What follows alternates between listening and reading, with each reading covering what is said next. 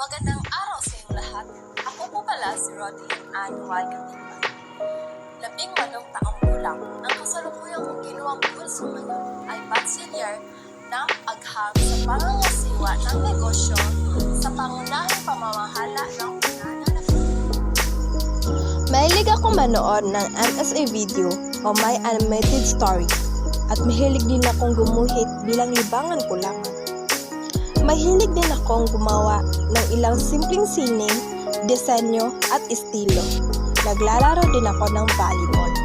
Ito po lamang ang aking libangan at kamanghang-manghang talento. Ang kasabihan na sumalalim sa paniniwala ko sa buhay, ang lahat ng tao sa paligid ay pwede mong ituring na kaibigan, pero hindi lahat pwede mong pagkatiwalaan.